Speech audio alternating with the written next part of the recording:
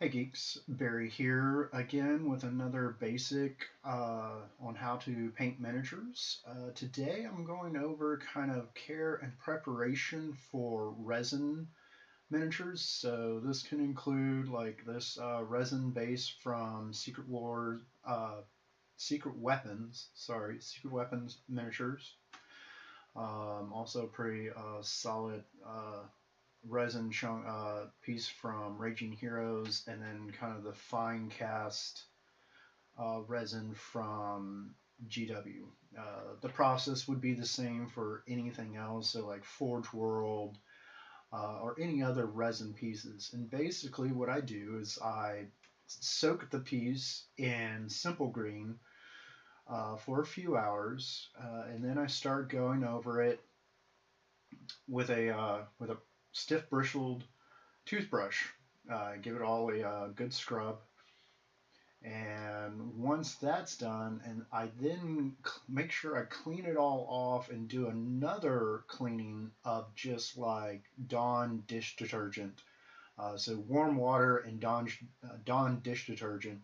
And again, the same thing. I let it soak for a little bit, and then I start going over it with a stiff bristled brush. So that would be the cleaning. That's to make sure to get all the mold release agent off of the mini, and then just to kind of make sure that when it comes to painting, that my paints really bite. Is I will use a lacquer or enamel rattle can primer. And what this does is it kind of it eats into the surface, but not like pit it. It won't pit or anything. It chemically bonds with the miniature, and that will give you a really solid surface to then start priming.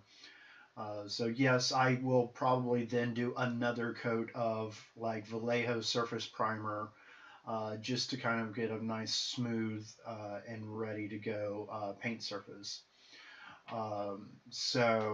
But that is the basics on the care. I will put up a tutorial on how I did a swamp base so you can see what happens and my method after I clean and prep the mini.